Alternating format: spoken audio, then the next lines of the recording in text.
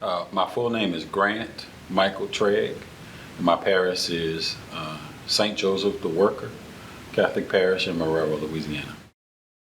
Let's see, I've been in New Orleans back now for about 10 years, maybe. I'm born and raised in New Orleans, so I was away for a while and moved back home. I came back for some specific reasons. For me, it's been a blessing to be able to move back home. I left New Orleans after finishing undergrad and wasn't quite sure if I was going to come back or not, but to be back around family, to have my kids, raised around their grandparents, and to be back engaged with my community was all a significant part of my decision to move back. So I'm happy to be back, blessed to be back, and I'm enjoying it. The majority of my ministry work is in the area of social justice. So I lead the social justice ministry at St. Joseph the Worker. I've been doing that since I joined the church there. For several years prior to that, the parish I was at was St. Gabriel the Archangel Parish, and I led the social justice ministry there as well for several years. And that's sort of where my heart is. In that ministry work, we kind of take a three-pronged approach. We focus on increasing awareness of social justice issues, systemic issues, both for ourselves as a ministry, but more so for increasing awareness for our parishioners and the community in which we live. We also focus on acts of solidarity, so that act of being with and among those who are most impacted or outcasted by injustices in society.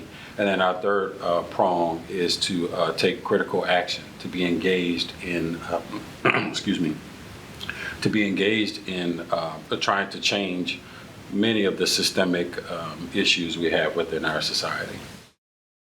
Well, I think if you take a look at if you really read the Bible, if you take a look at both the Hebrew scriptures, the old Jewish texts, you take a look at the gospel narratives, they all speak to justice and liberation.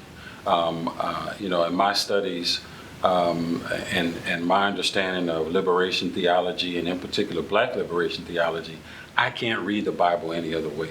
And so when I open the Bible, when I look at our faith tradition, it all leads me to believe that what we should be doing in terms of our faith is acting out upon that faith and getting involved with social justice and systemic issues. Certainly our gospel narratives speak to it. Our Catholic social teachings speak to it. Many of our documents that came out of the Vatican II speak to it.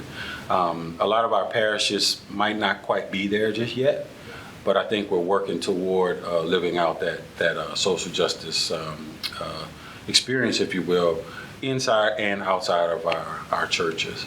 I think our Holy Father, Pope Francis, has written quite a bit about it. He has taken many stances on issues such as mass incarceration and immigration, you name it. And so I think as parishioners, we have to follow and take that lead. He's known for saying, you can't stand on the sidelines in the fight for justice. And so as a social justice ministry member and lead, I try to encourage our parishioners and the community to get involved, take critical action. So there's many different efforts that we've taken, from mass incarceration to voting rights to immigration reform issues. We've had sessions where we sat down with people who have had real life experiences. We've done that sort of thing. You name it, we've probably touched on it. And we continue to. We want to continue to make sure that these issues that are critical issues within our society stay at the forefront of our parishioners' minds and hearts. It's the kind of thing that I would say it's not good enough to just go to church and be a good Catholic, a good Christian. You have to find ways to act on that. You have to find ways in which when you receive the Eucharist, what does that propel you to do? What does that force you to do out in the world as opposed to only within the church? I think that our church as a whole has to spend some time really going back into the history of our church and the Christian faith in general. There's so much of our Christian faith in history is Black history. A lot of times we try to whitewash Christianity and act like it was predominantly a European thing, when Christianity really started in North Africa and the Middle East. If you look at that region, so many of the influences of the early church come out of Africa and have African influences. And then if you move forward into the time periods of American history, Christianity certainly has always been a part of American history, but certainly Black history has been a part of American history. And the unique gifts and talents that Black folks have brought and continue to bring to our country and to Catholicism is very important. The unique ways in which we worship, the unique ways in which we celebrate and sing are valuable not just to the Black community, but to the overall Catholic community, including the white community.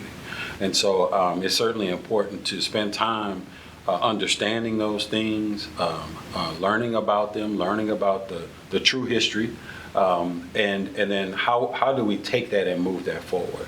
So the importance, I think, is relevant for us all. It's important to look at the ways that Black folk or African American have influenced the Catholic Church and influence us today. I study in the Sankofa Institute for African American Pastoral Leadership at the Oblate School of Theology in San Antonio, and the institute itself is named after the Sankofa, the Sankofa concept, which comes out of Africa. And that concept speaks toward, as we move forward, how do we look back and learn from our ancestors and learn from the stories and the narratives and the different experiences that they've had, so that we can move forward into the future. And that's so true for the church. So not only during Black History Month should we be doing it, but we should do it all the time. I think there are significant nuggets and pieces of history that are important for us all.